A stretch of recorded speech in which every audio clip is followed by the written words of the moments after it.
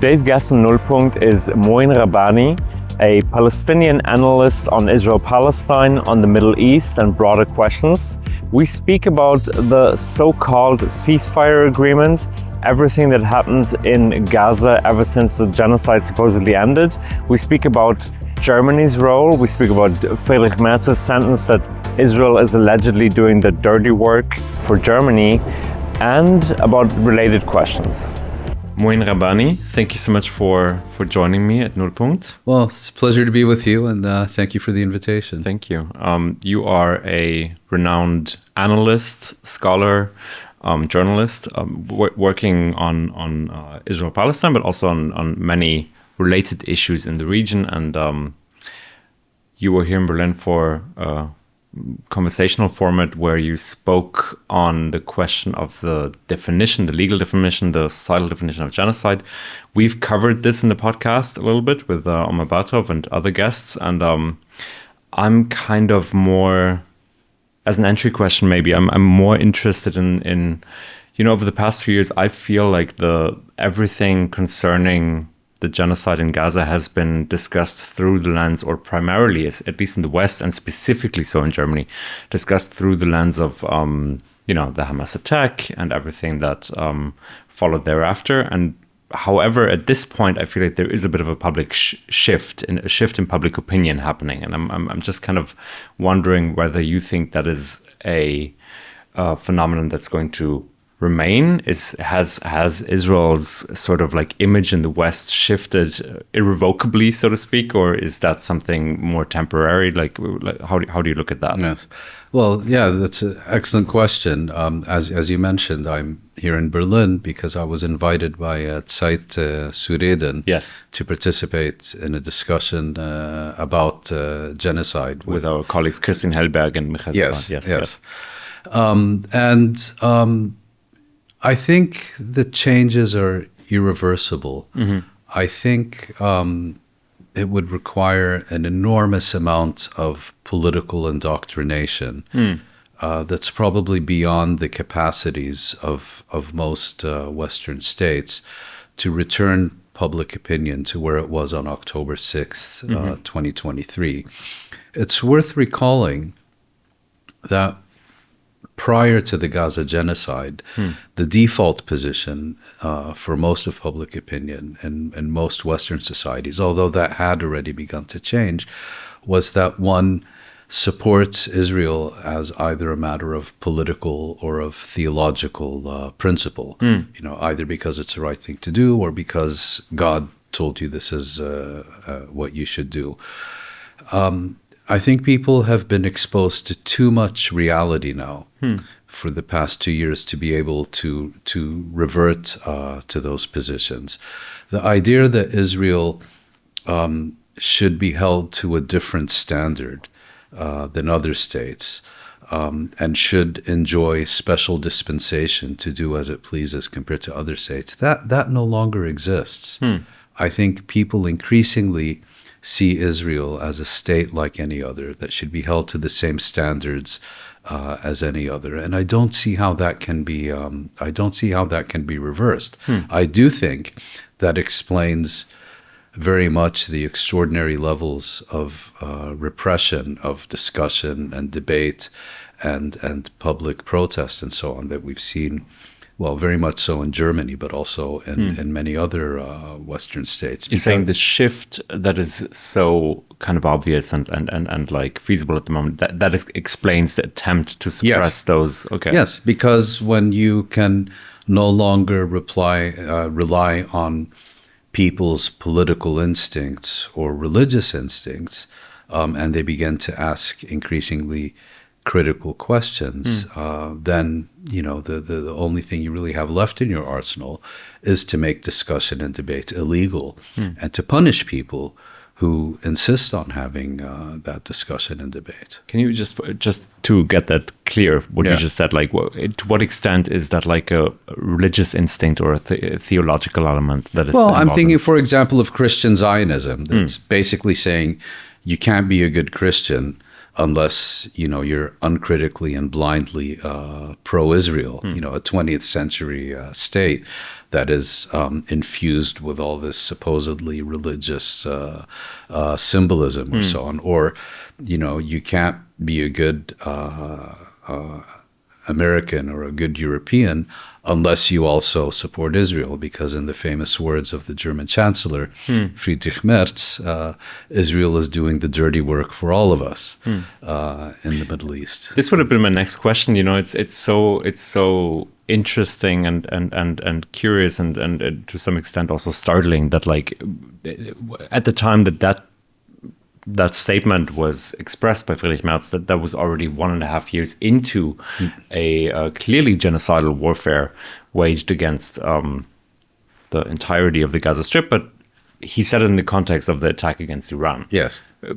At the time, what did you make of this? What is it? What exactly is that expression? What does that mean to you? Well, if you look at the history of Zionism and of Israel, its strength has always been as a Western proxy in the Middle East. I mean, you go back to the very founder of Zionism, Theodor Herzl, who basically tried to promote the idea of a Jewish state in Palestine as, in his words, an outpost of civilization against barbarism.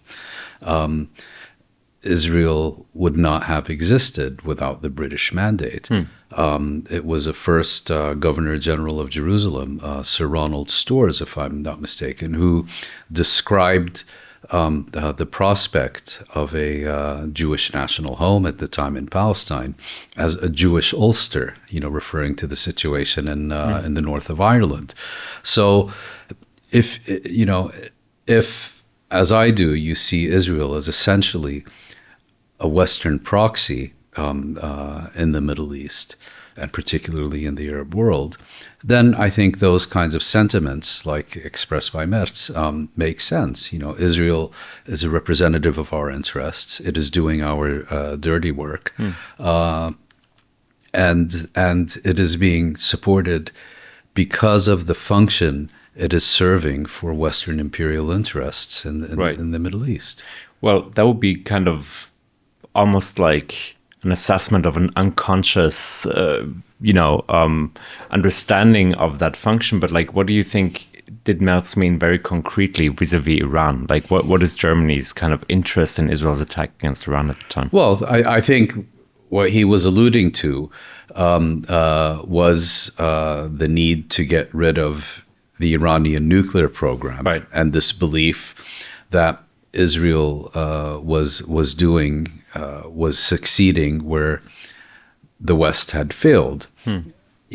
Kind of ignoring for the moment that there was an agreement in 2015, that the agreement was being implemented without any Iranian violations, and that the issues only commenced when the United States unilaterally renounced that international agreement during the first Trump administration in 2018. And then the Europeans, who had been very strongly supporting this agreement, even after the U.S. renounced it, I think in the context of growing Iranian disaffection with unilaterally maintaining their own commitments of beginning to enrich uranium to higher and higher levels. And I think especially after Iranian support or Iranian supplies of drones and so on to Russia in the context of the war in Ukraine, we're quite happy to pretend that there weren't any U.S.-Iranian negotiations going on, and that it's somehow perfectly legitimate for Israel to launch a war of aggression against Iran to try to destroy the Iranian nuclear program, which of course didn't happen. But I would say his comment should also be seen in a broader context of this idea of remaking the Middle East, of seeking to dismantle the so-called axis of resistance, of seeking to weaken groups and states in the Middle East that are hostile to Western influence and domination of the Middle East. And I think it's in that broader context that his comment should also be understood. You've been here for a few days now, and I assume you, besides the conversation that you had here publicly, you also speak to people in private. Like, what is your kind of impression of the situation in Germany? We as Germans, we derive from our historical responsibility for having committed genocide against Jewish people, the Holocaust, which I find that historical responsibility to be something precious and important. However, we derive from that, as you well know, this idea of Staatsräson, which is nearly unconditional support of Israel. How have your conversations been here in Germany, and like what do you make of this kind of specific constellation? Well, several things. First of all, I think Germany fits into a broader pattern that we're seeing in Western states, which is the growing chasm between public opinion on the one hand and governments on the other. Yes, the German government has been almost unconditional in its support for Israel during the Gaza genocide, but as in many other countries, this does not reflect public opinion, and in fact, public opinion is increasingly at variance with official policy. Regarding the more specific issue you mentioned, this is really the most, I think, important development over the past 2 years, which is that in the West, traditionally, Israel is not seen as a state that was established as a result of a process of colonization and so on. It is not seen as the product of Western imperialism in the Middle East. Rather, it is seen as a direct response to the Holocaust during the Second World War, and as such, seen as reparations for what was done to the Jews of Europe during the Second World War, which also means that Israel, for decades, particularly in a country like Germany, has been able to deploy the Holocaust as a shield against not just criticism, but even scrutiny. Don't apply the same standards to us that you apply to everyone else, because if you do that, you're in fact enabling and facilitating a second Holocaust. So the Holocaust becomes the shield, becomes a pretext, becomes a rationale for letting Israel run amok and do whatever it damn well pleases, particularly, but not only, with the Palestinian people. That has fundamentally changed now, because how can you continue to relate that way to a state if you see that state having been established in response to genocide, and that is now plausibly accused of genocide itself? So that has caused a sea change in public perceptions. Also, I think in Germany, there's also this whole discussion of, well, what does never again mean? Does it mean only never again against the Jews? Does it mean never again for anyone? Or does it mean let's do it again, and let's enable and facilitate it? Right. I'm wondering, you're also about to give a lecture on the Palestinian national movement from its historic origins up until today, basically. And we speak also in this conversation, and rightly so, I think, often about Israel's the degree to which we can hold Israel's sort of breaches of international law accountable. However, at the same time, I feel like the question of the Palestinian aspect of this story is often a little bit underlooked. And I'm wondering, as an analyst and as a Palestinian yourself, how do you feel about the question of the future of the Palestinian national movement at this point in time? Is this like an opening, you think? Is this like the opening of a new chapter, of a new possibility for that movement, for a Palestinian state? Or where are we at in this? Well, we're definitely going into new and uncharted territory, I think, as a result of the past 2 years. Where we are heading, I think, is more difficult to say, because the key issue about whether there is going to be a revived Palestinian national movement that incorporates all of its main elements. In other words, Fatah, Hamas, and the other movements, whether they will once again, or whether they will find a way to work together. Basically, will you have a credible national movement with credible leadership, with a credible strategy that is developed on the basis of widespread discussion and debate, and that therefore reflects national consensus? Or will you continue to have a situation now where these organizations basically exist in rivalry with one another, that believe they each have the freedom to decide fundamental issues of war, of peace, of strategy, and so on by themselves, and in so doing, ultimately make themselves increasingly marginal and increasingly irrelevant, and which is something which threatens the very survival of the national movement itself, or alternatively creates conditions for the emergence and development of something new that leaves all of them behind. Those are all unanswered questions. And I think that, again, the key question is, will representatives of the main factions be able to come together and find a way of cooperating, of finding some way to form a national consensus or not? What do you think? I'm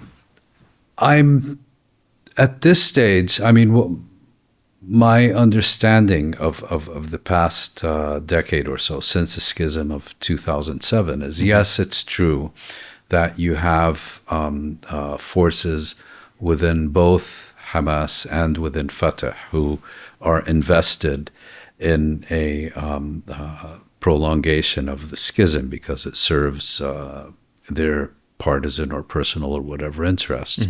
At the same time, it is also true that on multiple occasions, these movements have been able to reach a number of agreements. I mean, we now most recently have the agreement that was initially formulated in Beijing last year and then finalized in Cairo. What we've seen on each of these occasions is even when these agreements begin to be implemented with the support of both Fatah and Hamas, that ultimately the insurmountable obstacle on each occasion has proven to be the titular Palestinian leader, Mahmoud Abbas. And it has for many years been my view that until he is removed from or departs the scene, it will be impossible to write the next chapter of the Palestinian movement, because he is simply dead set against any form of national unity or national reconciliation. I suspect because he believes that even an agreement that excludes Hamas, so long as it has been reached with the consent of Hamas, if he accepts that it will somehow damage his relations with his Western sponsors and Israeli partners, whereas in fact, Palestinians should be acting on the basis of what is best for Palestinian interests, not what needs to be done to satisfy people who have never had the best interests of the Palestinian people at heart. And if they act in that way, then ultimately foreign parties, whether regional or international, will have no choice but to deal with the Palestinian national movement as it exists. You know, there's obviously, you just mentioned the agreement that was finalized in Cairo, the so-called 20-point plan, the so-called ceasefire mediated by Donald Trump. That's somewhat, those are two different things. Yes. Yeah. What do you make of the plan? And maybe that's a separate question, whether like you think the ceasefire is in any way feasible. I mean, like as long as it is actually ceasefire, we know that like the Israeli military has continued to kill Palestinians in Gaza, and there's still a presence of the military at about 60% of the Gaza Strip at the moment. So, well, it's certainly not a peace plan. I mean, the Trump proposal is basically an initiative you can divide it into three parts. There's one set of issues that deals with, let's say, the immediate challenges, the question of cessation of hostilities, terms of Israeli withdrawal from within the Gaza Strip, exchange of captives, and surge in humanitarian supplies into the Gaza Strip. Secondly, you have a number of issues that concern, let's call it post-war governance. What will the administration of the Gaza Strip look like? What is the fate of Hamas's or Palestinian weaponry in the Gaza Strip, and so on. And then thirdly, but only very marginally, the proposal also deals with broader political issues. What we saw, and you can call it the Trump proposal, you can call it the Trump-Netanyahu proposal, but it's a initiative that was developed at the very least in close consultation and in close cooperation with the Israelis, but in which not a single Palestinian was consulted. Right. So it is essentially something that is being imposed on the Palestinians. Having said that, it is also to an extent being imposed on the Israelis, because Netanyahu was very reluctant to reach any kind of agreement, but his hand was forced by the United States. And we now have the October 8th agreement that was endorsed by the Israelis and the Palestinians, and it only deals with those immediate issues. And it's important to, I think, point out that Israel has been violating each and every one of its commitments that it made under that agreement. Far less supplies and aid is entering the Gaza Strip than Israel. I think Israel committed to at least 600 trucks a day. I think on a good day, something like 150 trucks only are going in. Israel is continuing to kill Palestinians on a daily basis.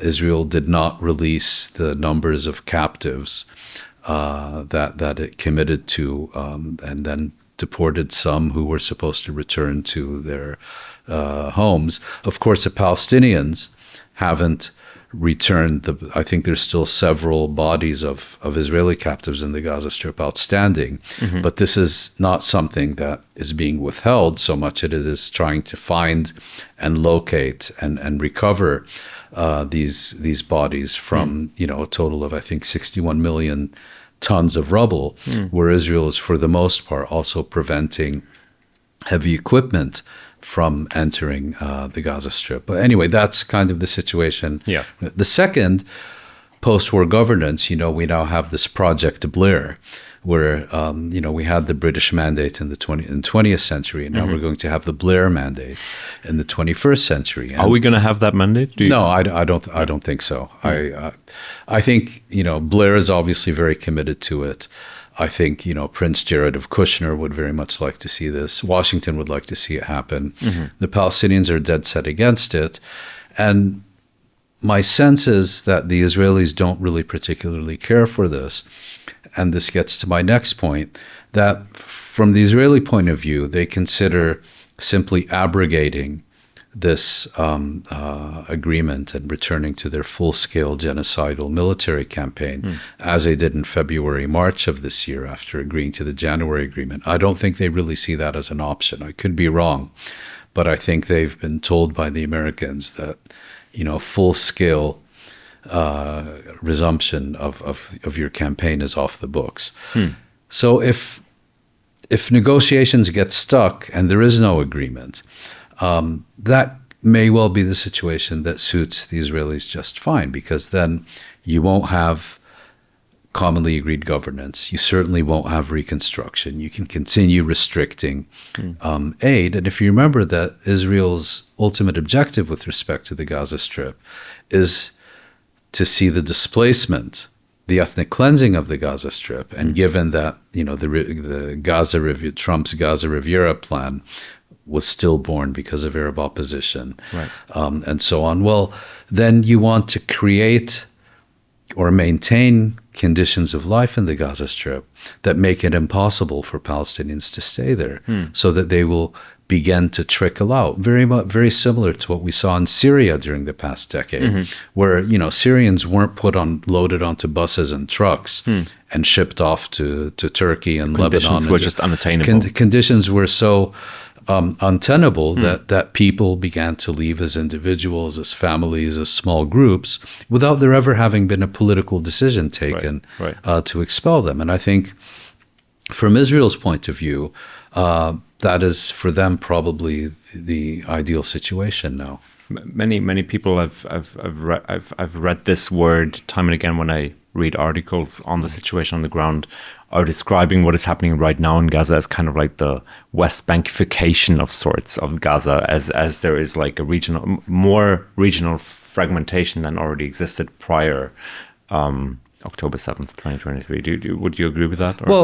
Well, I mean, what distinguished the Gaza Strip from the Israeli disengagement in 2005 until the Israeli land invasion in late 23 is that, in sharp contrast to the West Bank, you could get in a car in Beit Hanun at the extreme north of the Gaza Strip and drive all the way to the Egyptian border adjoining Rafah and not encounter a single checkpoint. You didn't have to wait for settlers to pass or soldiers with Israeli soldiers with a checkpoint. So it was a contiguous geographic entity. Yeah, a minuscule one, but you didn't have these kinds of, you didn't have internal fragmentation. Now you do very much have that. Well, first of all, Israel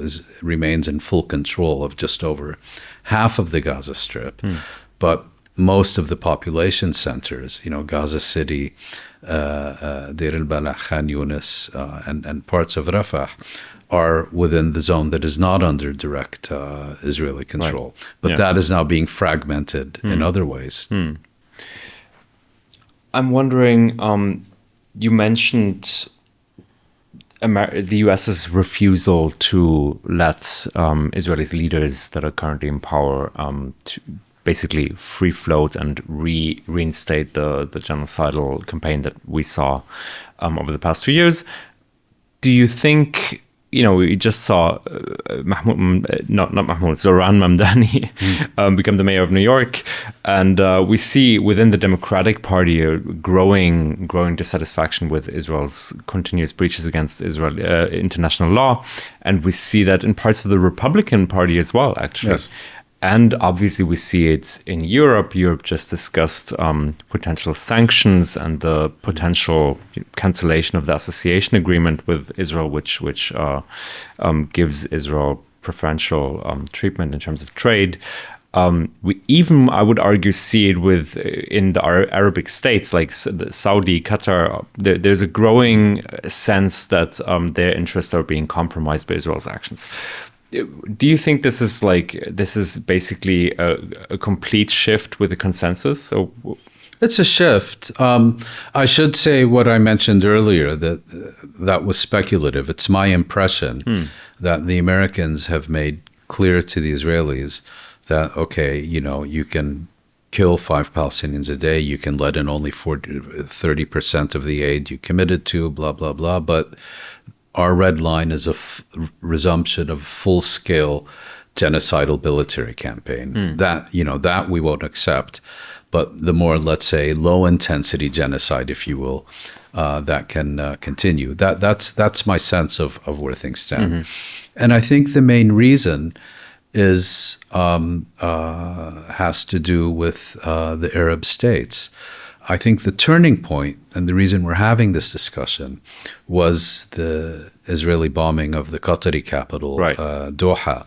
The Hamas negotiation team was located there. Yes, and it was basically seen as the U.S. allowing one of its regional allies, Israel, to bomb the capital of another, Qatar, in a context where these Gulf states who increasingly came to view Israel not as a reliable security partner or as a partner in their rivalry with Iran, but as a regional arsonist, as a pyromaniac that was being given an endless supply of matches and kerosene by the United States. And so it's one thing to look the other way for these governments, to look the other way while Israel is slaughtering Palestinians in the Gaza Strip. It's another when this Israeli attacks continue to broaden, first Lebanon, then Yemen, then Syria, then Iraq, Iran, and now Doha. It means anyone could be next. And it's in that context, I think, that they began to impress upon Trump the need to address this crisis, which is how we got the 20-point plan.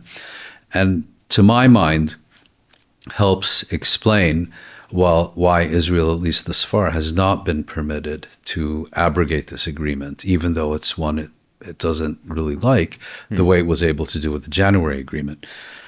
The other issues you mentioned, I think, are also relevant, even if perhaps at this stage of secondary importance. Yes, I think Israel has lost the rank and file of the Democratic Party in the U.S. I think it still, has a lot of support and influence with the leadership and the elites. But as far as the rank and file is concerned, I think that's basically gone. What's even more interesting, I think, is what some are referring to as a civil war within MAGA, although I'm not sure that's the right term to use. But you're beginning, influential, traditionally very pro-Israeli figures in the Republican base and in Trump's coalition, who are now coming out openly against Israel. The difference is, I think, if for the Democratic rank and file, it was a Gaza genocide that was a last straw for them.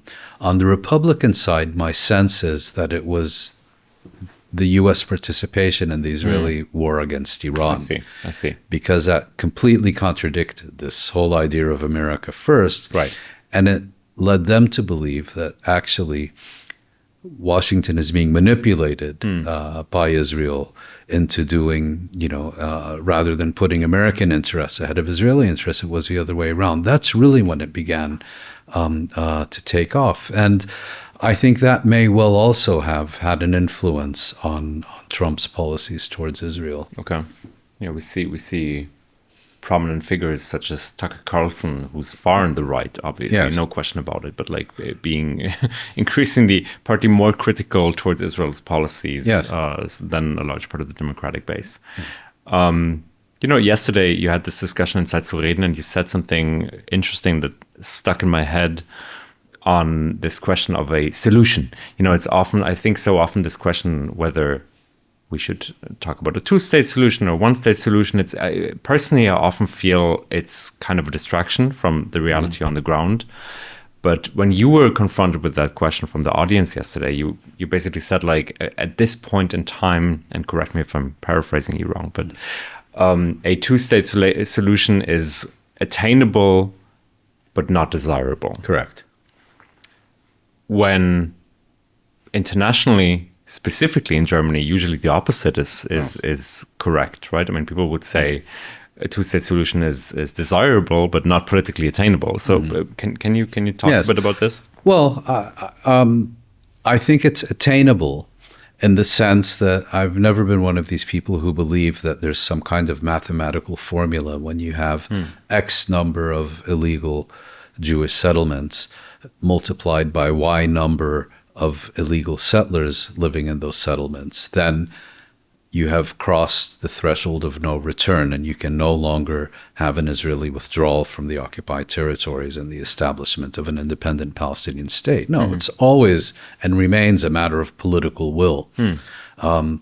Israel is much more susceptible to international pressure than South Africa ever was, or in many of these other situations. If the past 2 years have taught us one thing that we didn't already know, is how utterly dependent Israel is on its Western sponsors and allies for everything.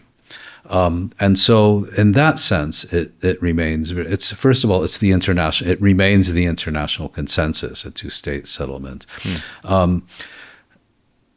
Israel's claims of sovereignty in the occupied territories, including over East Jerusalem, including over West Jerusalem for that matter, have never been recognized by the international community. Okay, the U.S., made some recognitions under Trump, but if you compare it, for example, to France's claims of sovereignty over Algeria, those were internationally recognized. Algeria was recognized not as a French overseas colony, but as an integral part of metropolitan France until it achieved independence, and you can give numerous other examples. So in that sense, it's purely a matter of political will. The reason I say it's undesirable is because I think genocide has consequences. I don't think there should be a diplomatic resolution with a genocidal apartheid regime. I think it should be dismantled rather than appeased, and I think that's an important principle. And I would also add that it's in fact questionable whether Israel has now become so addicted to seeking to resolve every problem, political challenge it is confronted with either force or even more force, whether it's even amenable to any diplomatic resolution of anything. I mean, look at, for example, Israel's relations with Syria. You had the ouster of the Assad regime, you had the installation of the new crew. They went out of their way to appease Israel. If there was one message they wanted to send is, Israel is the one issue we don't want to deal with. We want to consolidate our power domestically, whatever. And it seems the more they try to appease Israel, the more aggressive Israel gets with Syria. So, can you even reason with such people? In that sense, it might be unattainable. But as a matter of principle, I think it's certainly feasible. I just don't think you should appease genocidal apartheid regimes. I think when you're saying, as you just said, that you think in principle such a regime that carries out genocide and has institutionalized apartheid should be dismantled, what would that look like in practice? You're thinking about like a South African kind of model? No, of course, every situation is different. Essentially, I think what needs to be understood is that Israel is an ideological state. In other words, Germany, you can have Christian Democrats in power. You can have, you even had National Socialists in power here. You can have Social Democrat, but it remains at the end of the day Germany. Israel is an ideological state, just as you could no longer have a Soviet Union once you no longer had a Communist Party of the Soviet Union, because the state was a creation of an ideology. The same applies to Israel. If you deinstitutionalize Zionism, you will no longer have an Israeli state. Now, just to be very clear, I think we need to make a fundamental distinction between the state and its institutions on the one hand, and the population of that state on the other. The population, needless to say, has fundamental rights that need to be respected. Being Jewish Israelis that live in the... Yes. I mean, it cannot be the case that because you're a Jewish Israeli, you have no rights, clearly. But the Zionist institutions of the state do need to be dismantled. Now, we need to find a formula where you dismantle the fundamentally racist, genocidal institutions that underpin that state, while at the same time respecting and ensuring the rights and interests of the population of that state. And for that, there are any number of formulas that could be possible. So you can have some kind of binationalism, a more straightforward democracy, but clearly formulas will need to be found and agreed upon that not only ensure the rights of all concerned, not only Israeli Jews, but also Palestinians, and also ensure that the members of those communities are confident that their rights are respected and ensured.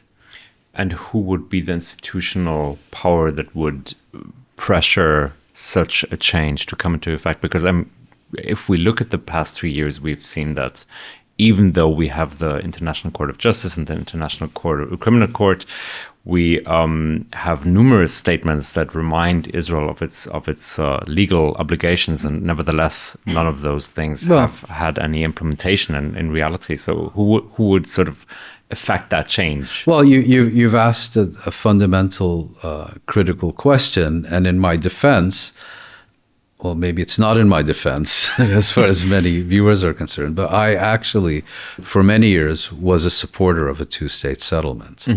And it was really in the aftermath of October 2023 that I came to the conclusion, some will say to the very belated conclusion, some might say I shouldn't have come to that conclusion at all, but nevertheless, I personally came to the conclusion that you cannot and should not have peace. You should not and cannot appease a genocidal apartheid regime.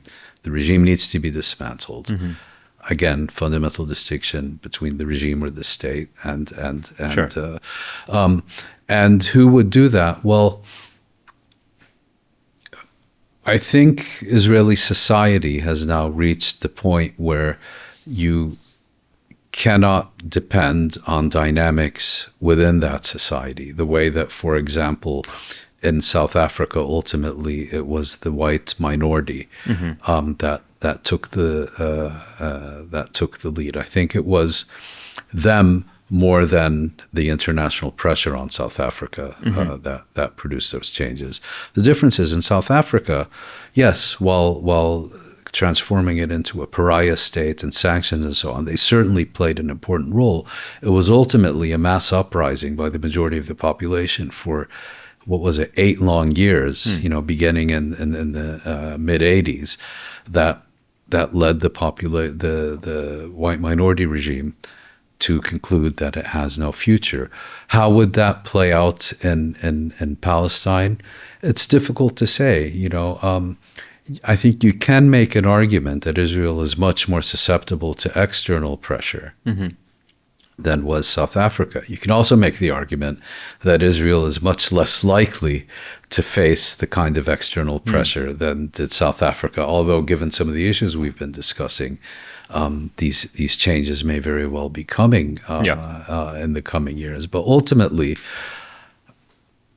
a way needs to be found to make clear that the costs of maintaining this genocidal apartheid regime are going to increasingly outperform, let's say, the rewards of maintaining it. And I would tend to believe that the initiative for that has to come from within the region itself. Can I just for a minute backtrack and sort of play devil's advocate to your argument? Because regardless of what's my own personal stance on this is, one could clearly say the current political configuration within Israel is one in which Netanyahu, who has disregarded any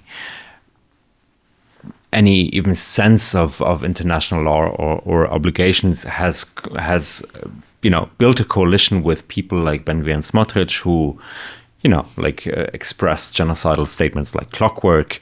However, there's still an opposition within Israel, and there are still people within that country that are clearly, to some extent, opposed to the specific way in which this war has been led. So wouldn't you say that might be an option for appeasement there within Israeli society, that one might kind of see a different government and therefore see a different way to a political future that might include two states? I just don't see that happening. I mean, you already had,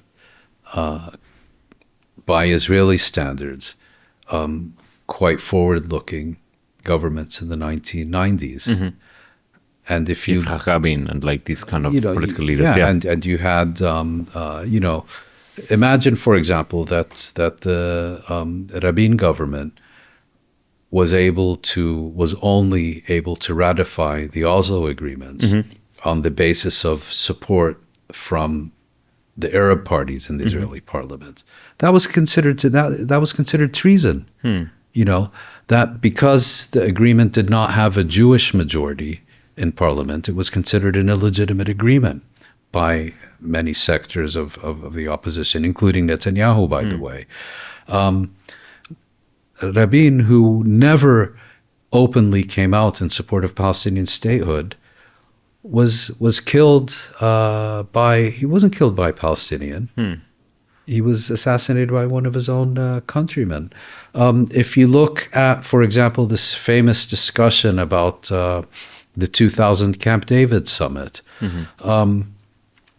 you know, we're supposed to believe that Ehud Barak offered Yasser Arafat all of Palestine and all of Egypt and all of Iraq and all of the United States and all of Europe. He didn't even offer him all of the territories occupied in 1967, which constitute 22% of historic. So the problem here is that the Palestinians in Oslo renounced their claims to 78% of what had been the British mandate of Palestine, on the understanding that they would be able to establish an independent, sovereign state on the remaining 22%. In other words, right now the West Bank and Gaza, right? The West Bank and Gaza, less than a quarter.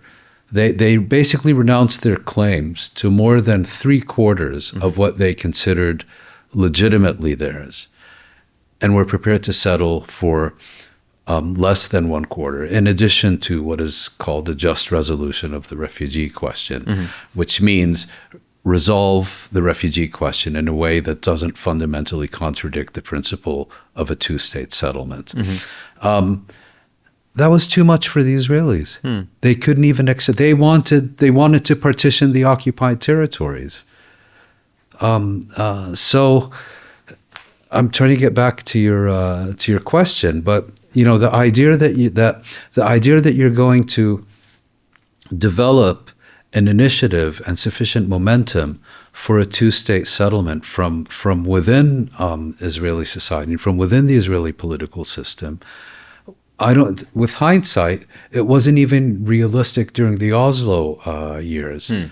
And certainly not in the aftermath of the October 7th attacks, where you've seen now, you know, Israeli society and Israeli politics has shifted very, very far to the right. I'm not one who believes in this whole concept of de-radicalization, because I think people are de-radicalized by reality rather than in re-education camps. But indisputably, the most obscene element of the Trump proposal was this idea that somehow it's the victims of the Gaza genocide rather than the perpetrators who need to be de-radicalized. Now, I'm absolutely sure Trump couldn't give a hoot about this issue one way or the other, and it was quite clearly Netanyahu's edits to the proposal. Okay, you're an analyst and I'm a journalist, but you obviously see the failures in the media that are happening, and like to what extent? What do you think? Like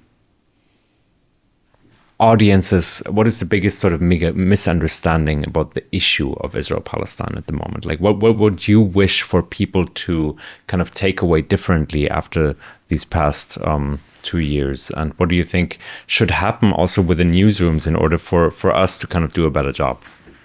Well, I fully appreciate that there is a fundamental distinction between journalism and history. Clearly, that's the case. But, you know, trying to present this issue as if history commenced on October 7th, that's number one. I mean, you know, we've been talking about the Gaza Strip. How many people who watch these news programs or read these newspapers even know that the Gaza Strip didn't exist before 1948. There was no such thing as a Gaza Strip before 1948. The Gaza Strip came into being because of the Nakba, the mass expulsion of Palestinians as a result of the creation of the State of Israel.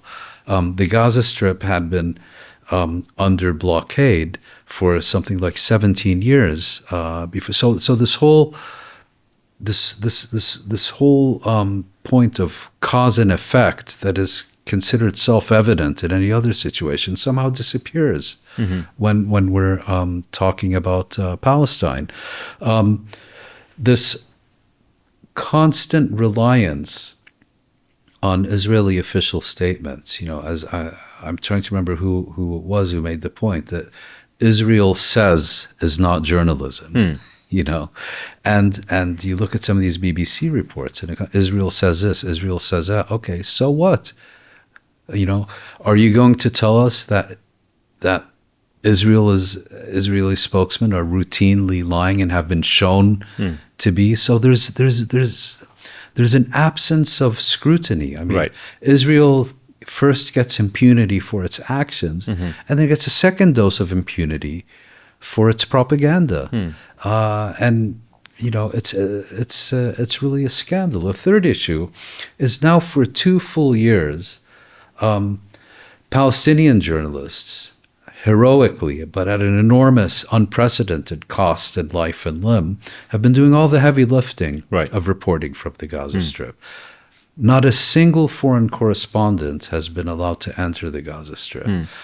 I'm absolutely convinced that if instead of appeasing Israel, if these news organizations, the BBCs, the CNNs, the New York Times, were to send a collective letter to the Israeli government saying that until you allow us into the Gaza Strip, until you allow us to make determinations about the security of our staff, rather than you playing nanny for clearly political reasons, until that happens, we will not interview or cite a single Israeli official or government press release or whatever. It would take about 3.5 hours before Israel reversed course and would start letting these people in. But, and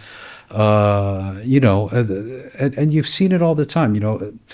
When Israel speaks, it's considered true until proven otherwise. When Palestinians speak, it's considered false unless proven otherwise. It's absolute double standard that's being used. Well, I think this idea that journalists and their outlets should pressure officials is like a very concrete and good idea to end on. But I don't see it happening. It's unfortunately not really in sight. Yeah, I don't see it happening either, specifically not in Germany, but I very much appreciate that you took the time to sit down with me and elaborate on this. You're very much. Where can you find your work? Give us a little bit on Substack. I read your Substack every once in a while. Yes, I publish on Substack, and I'm a co-editor on Jadiliya, www.jadiliya.com, and I tend to post most of my work there too.